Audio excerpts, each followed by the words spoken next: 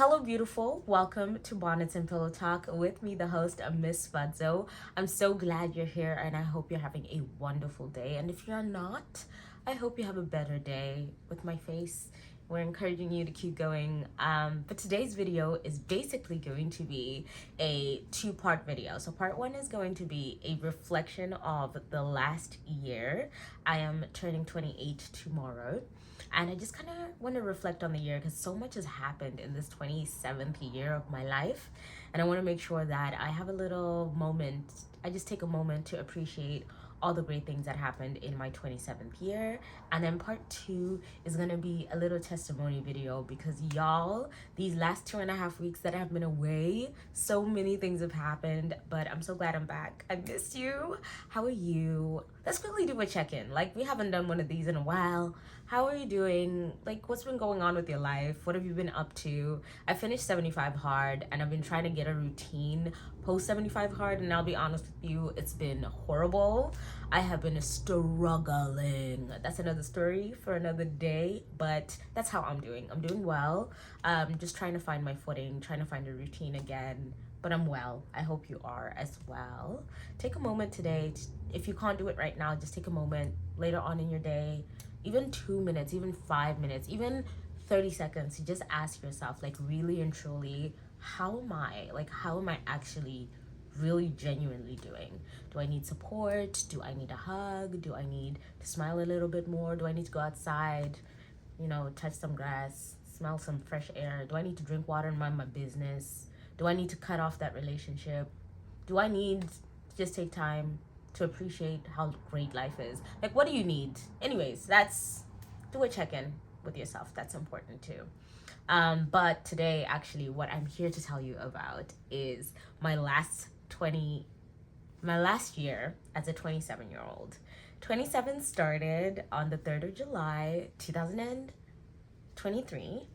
And I was leaving Canada on a flight to meet my then boyfriend, who I hadn't met at all, like in person or like really like FaceTimed each other or anything like that. It was all texting and calling and kind of just like going back and forth. Great dude, and I knew even then before I went and met him that like he was a good one. He was a keeper and I wanted to marry him. I know, fast. We're gonna have a whole story time about how I met my husband. We basically like dated, got married in under 5 months. But I don't regret it. I'm having the most fantastic time being married. We're gonna be married for 11 months in 2 weeks, and I'm so glad I got married. I have an amazing partner. So my birthday last year, I was hopping onto a flight from Toronto to Zimbabwe, and I landed in Zimbabwe on the 5th of July, and I met my then partner, my then boyfriend, and we kind of like had a really in-depth conversation on that day. I got to observe him around my family because he'd met my family like a few days or a few weeks before I had. So I'd already gotten my parents' approval, I'd gotten my siblings' approval, so I kind of had an idea that he was a good normal person before I jumped into things. So when I met him, it was kind of like systems go, like we are into each other, we like each other. I got to experience the things that he told me about. Like, my partner is a big acts of service guy. Like right now he's outside washing my car and he asked me to sit down and rest because I just got back from work, and he's cooking dinner because I'm really really tired today. And I know those are small things for some people, but for me they really make a difference. And my partner always said like I'm an acts of service guy, but to actually see it in real life and see how naturally it comes to him and how he loves serving people, that just did something for me because that's the kind of person that I am, and I wanted somebody who understood that so that I could serve them and they could serve me in a way that serves me too. I know that's a little bit selfish, but I wanted to make sure that I didn't force or like put my partner in a situation where he had to learn my love language. I wanted him to just like naturally have my love language and it be something that he naturally does, and thankfully I have that in my partner. And I think for him as well, I naturally give his love language, and so we kind of complement each other that way. So I think maybe 3 weeks later, my little brother got married to his beautiful, beautiful wife. And then I think 3 weeks after that, in August, my partner and I got married as well. Actually, he proposed on our second date, and again, that's another story for another day. And then, end of August, I got on a flight to back to Canada for work, and my partner got onto a flight to work as well. And then we did long distance, planning our wedding. Our family helped so much. Actually, our family planned our whole weddings. We basically just showed up as guests of honor. So we did our traditional wedding and our white wedding in December the 5th and December the 9th. Great time. Actually, December the 7th, because I landed on the 6th. So December the 7th was our traditional wedding, and then on December the 9th, the Saturday, was our white wedding. Yeah, and we had our honeymoon. We met all the rest of our families. It was just a great time. We had the end of the December holidays, and then the new year came, and then we had to separate again because I had to come back to work and he had to go back to work as well. So we flew to our separate countries on the 2nd of January. And then from January onwards, we were basically kind of just planning our futures, deciding what we wanted to do, kind of just growing as people. We're both really creative. We're both really multi-hyphenate, very passionate individuals, very creative people. And we just want to make sure that we're nurturing each other's creativity in this marriage. We don't want to fall into the trap of like prioritizing the other person so much that you forget about who you are and what you care about. We want to make sure that we're like really pushing each other to dream big, to achieve the dreams that we set out to do. So when was that? That was all through January up till the end of May. And then May, my husband moved to Canada, and I have been in a cocoon for the last 3 weeks, just enjoying being a wife and being looked after and pampered and loved on, and just I enjoy being around my husband. My husband is literally like my best friend. And then my little brother had a kid. He had a baby boy, and I love that little baby to bits. And my parents' school, we just finished building the rest of the high school. It's like there's so many things that have happened up till today. I got my car. I've been dreaming about a specific car, and I got the car that I wanted. I've had so many things in the last year change, and I'm just like scaping the surface. Like, I reached my weight goal. I started a business.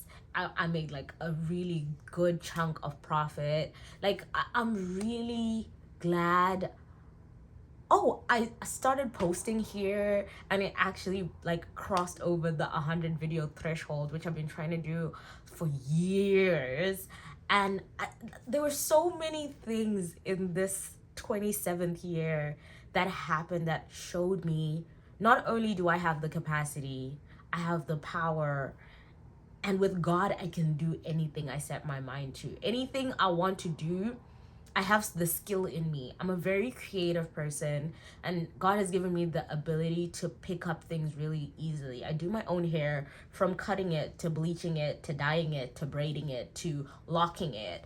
I do my own hair, and I have never learned it from anywhere. I just picked it up, and I kind of just imagine it in my head, and then I try it out and it works out. Like, I'm a designer. I design clothes and sew them and jewelry. That's not something that anybody taught me. It's something that I just imagine in my head. I imagine a pattern, I cut it out, put it together, and it works. Sometimes it works and sometimes it doesn't work, but we trial and error, but it's all in here somewhere. I build furniture and make furniture from scratch. Like, that's not something anybody taught me. I didn't go to carpentry school or anything like that. That's just something I learned how to do. I imagined in my head and I produced it. I do photography and videography, and granted, I did like photography and videography in high school, all through high school, all through primary school.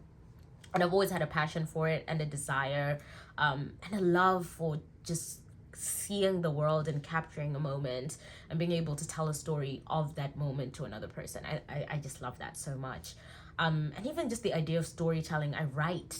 Y'all, there's so many things I do. I make websites. I'm like a digital marketing person. I have a digital marketing agency. And those are things, again, I just picked up and learned over time, and things I just imagined and I figured things out. Do graphic design for companies. I made a banner at work today that's going to be used for a company for like the next few years to come.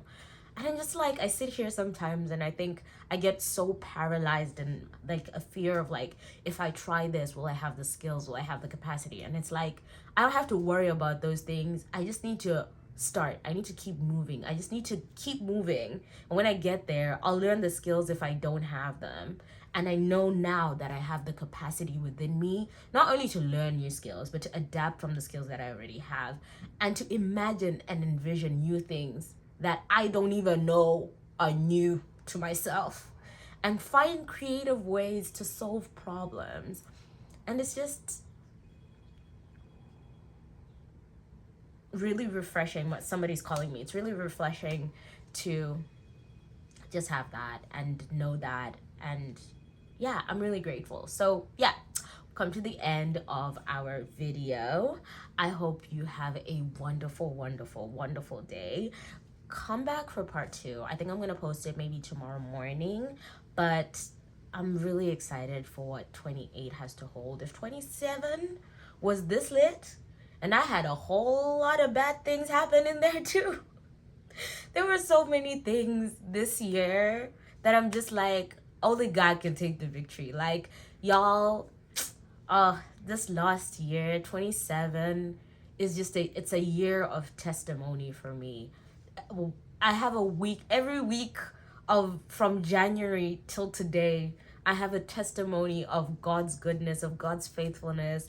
I am like in the second quarter and I've achieved like 9 out of the 10 things I set out to achieve for my New Year's resolutions. That's bananas. I don't take that for granted, and I'm very aware